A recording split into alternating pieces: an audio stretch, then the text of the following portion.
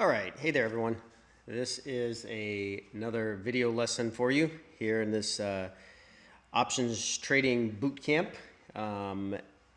This video lesson I am super excited to share with you. This one is Condor spreads, okay? I think that this is a video lesson that will certainly begin to start solidifying and bringing home some of the concepts that I've been talking about in previous lessons. And you know, what happens with the Condor spread is that is what you will see as one of the most popular trading methods and trading strategies that's advertised, that's promoted, that is talked about. And you'll find that while on the surface it looks like it's one of the most simplest methods of trading, it's 90% probability of success. It's got a lot of appeal. It's got a lot of flash to it. It's flashy. It's sexy. It's, oh man, why isn't everybody doing this? Let me dump my whole net worth into this. Well, because it's very dangerous, and the risk to reward is terrible. You exchange that for the increase in probability, but it's a very successful, it's a very viable strategy once you respect the risk, okay? And so, as again, I've said before, I have intentionally followed this format for you because I think it's important. I don't want to start talking about condors right in the very beginning until we get through some of these other lessons so you understand some of the implications about volatility, some of the impacts of watching the Greeks. What is delta? How come you're always talking about this positive theta? There are so many other features that I think you need to be aware of before we just jump right on into a condor trade. So what in the world is a condor, and why are you naming this after a bird?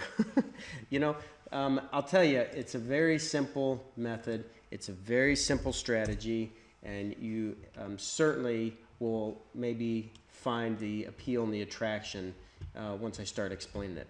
So again, we're just going to come right in here. We'll come in, these options expire in 13 days.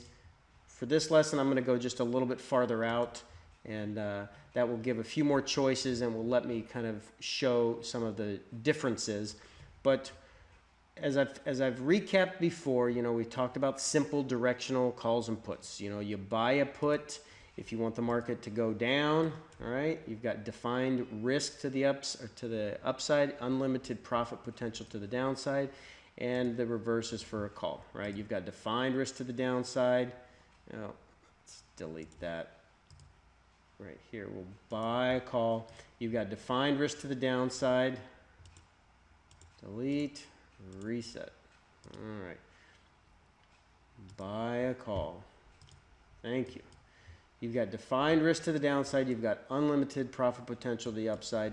So the directional options begin to open the conversation about how options work. The spreads begin to show you how you can reduce margin and add some flexibility. The calendars and the diagonals and the straddles and the strangles and all that show you just all the other different elements. But the condor, what that does is that begins to say, all right, remember when I talked about credit spreads, you can either buy or sell a condor, and I probably should maybe change this to say iron condor, all right? I may edit that. I'll just leave it the way it is for now. A condor spread trade simply means you have 4 legs, you have 4 separate option trades, either in the puts or in the calls or a combination of both.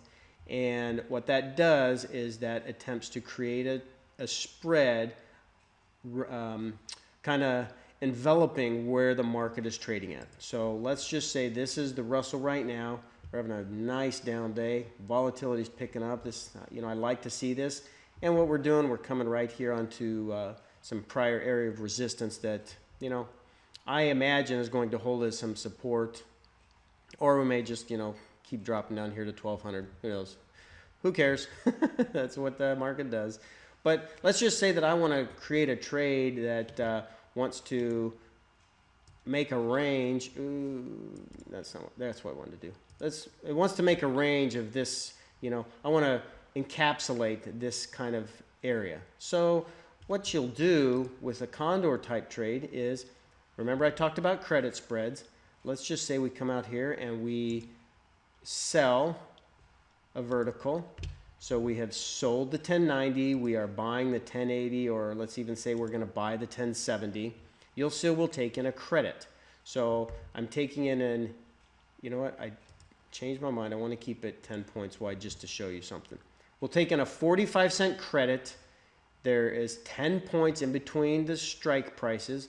So that's a $1,000 maximum risk minus the $45 worth of credit. So the maximum we can lose, we'll leave this at 45, it's going to be $955. If I change this to an IRA account, you'll see that's the maximum I can lose. You take the margin of what the trade costs minus the credit that you receive, $955. And you'll see if it expires anywhere from here all the way up to infinity, you'll keep your $45, and in exchange for that, you're risking $955 to do that. Who in their right mind would want to do that? I mean, you know, that's terrible risk to reward. But let's just hold on a second. That's a 4.7% return on investment between now and April 17th. So, you know, you've got a 90% chance of this trade working as far as the probabilities, and that's something we'll talk about in different lessons. You'll see right here I'm looking at delta, I'm looking at implied volatility, and if I wanted to change this, where is the, let me just find this real quick here, probability of touching. Well, okay, so it's an 86% chance of touching this level right here between now and expiration. Again, these are all just mathematical formulas that, you know, the option, oh, hold on, that's not what I wanted. I want, not delta, oh. All right, option chain. I want my layout to be delta mark volume open interest. Thank you. That's all that I wanted. So what you'll notice then is, that's what I wanted. What you'll notice right off the bat then is, you know, when you start looking at the delta, implied volatility, and we will customize. Yeah, so see, this is what you're learning here. So I'll get rid of position. I will remove that. There we go. All right. So what you'll notice is then you start playing these probabilities and you use the math in your favor. Well, now you can construct a trade that has a high probability of succeeding. It's got a chance of making you 4.7% return in a couple, you know, 4 or 5 weeks, 41 days. But that's not a Condor. That's only a credit spread. It's a put credit spread. Well, to create the Condor, you need to go and do the opposite on the call side. And let's say I want to sell a vertical here, 1300, 1310. Well, now what that is that is a call credit spread. And I will take in, let's say 50 cents. So now my maximum credit I'm receiving is $95. I've reduced my margin to $905. That's the maximum I can lose. And so now I have created a spread trade to where I am potentially making $95 on $905 of risk. That's a 10.5% return on investment. It's a terrible risk to reward. It's a good return on investment. Okay, so it's all just on how you look at it. But what happens is you'll see now that I've got this range between right here, if it comes anywhere outside of, let's bring this, we will set slices to break even at expiration. So you'll notice now, if it falls, if the market falls anywhere between $12.99 and $10.89 between now and April 17th, I keep my $95. So the goal here is, this is called a Condor, and it just, It's a wide body. You just consider this is your area of profitability. It's very wide. It has a high probability of profit, and you can define your risk based upon how far or how close you come to the market. So this is, by definition, this is technically an iron condor. And all iron means is you've got options in the calls and options in the puts. I could absolutely construct the same trade if instead of doing these on the calls, I did these on the puts, all right? But you'll notice since these are now becoming in the money, right? The puts are in the money down here. Still gives you the same profile, still gives you this same risk profile that I just had by the calls. But what do you notice? You notice that this white line changes its slope a little bit. And since we are all in the puts, this is just called a put condor spread. You have a credit spread and a debit spread that comprise the condor.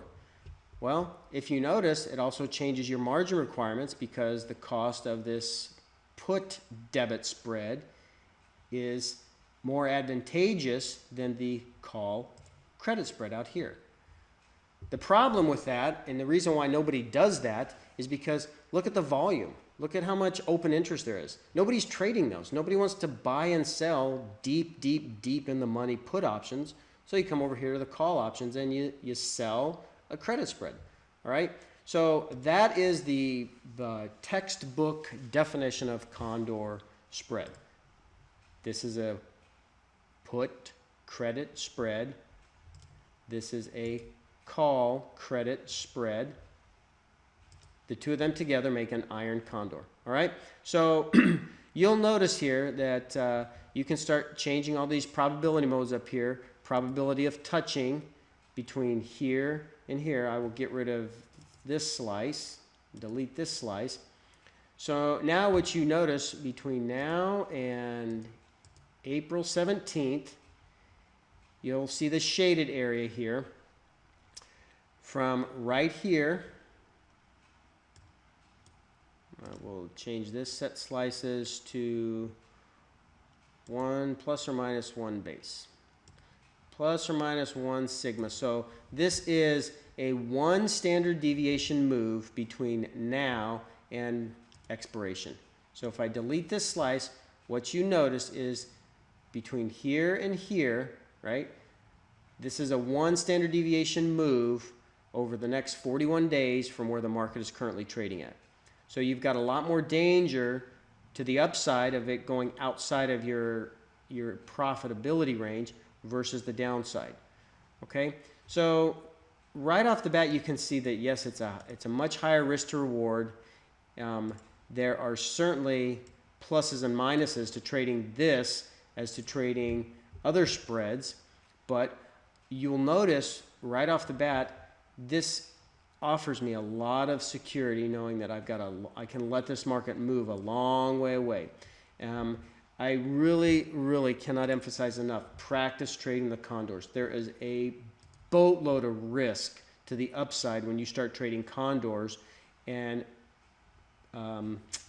primarily that comes back to skew. And again, we are now approaching intermediate / advanced level topics, okay? So I hesitate to go too deep into this just yet, but the skew that I had talked about a few lessons back is the main impact and the main factor why you start trading balanced condors. You incur a lot more risk than what you absolutely realize. And while on the surface, people will say condors are the best thing since sliced bread and I love them and I'm going to trade all my money on them, they are just in fact one of the most dangerous methods out there if you don't fully respect and understand the risk you are taking. Okay? So, I'll talk at greater lengths about this and how to manage these condors. A condor trade is one of my bread and butter trades month in, month out.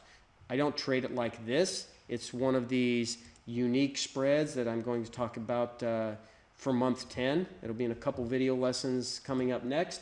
But it is absolutely a very, very profitable trade, and especially for those traders who either A, cannot watch the market intraday. All right, I can't. Once, a couple times a week I can, but 5 days a week I can't watch the market intraday.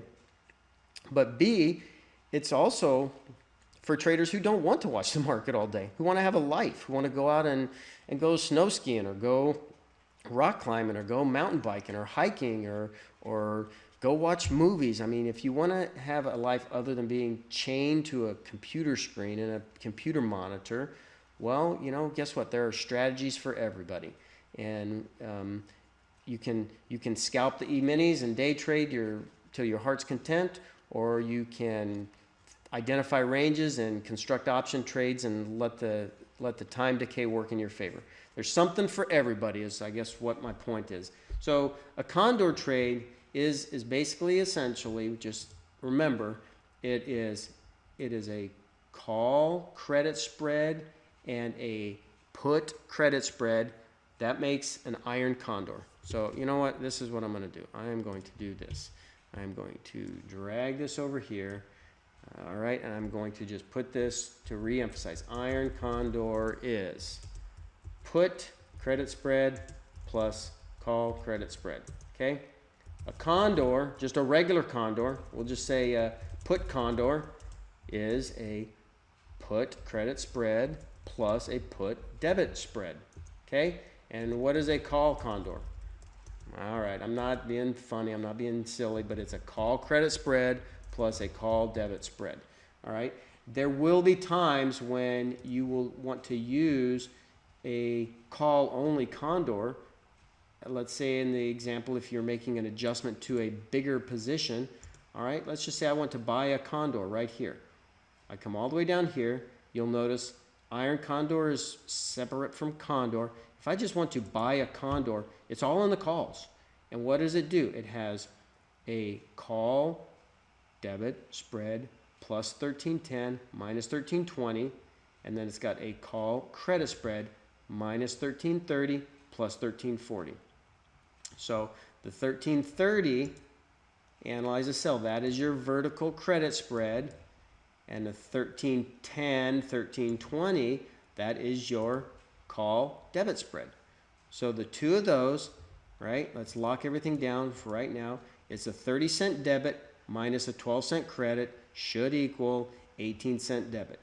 And when you start looking at that risk profile, this is a condor. It's a call condor, right? It's way out of the money. So you have an $18 maximum risk. You've got the potential to make $982 if it closes anywhere in between 1320 and 1330. All right?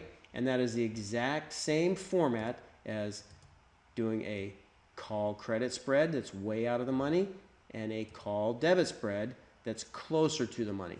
Same profile as that, right? So anyway, I think that is, I hope that I have explained that well enough. It's certainly something that is hot. It's very popular. It's okay. Sorry, a little technical issue here. It is a very popular strategy, and it is certainly something that a lot of brand new traders gravitate towards. All right, so thank you much for listening. As always, send me any questions or comments or any feedback, and we will absolutely be discussing and trading this a lot more in future lessons. All right, so thanks much, and we'll have more coming soon. Bye-bye.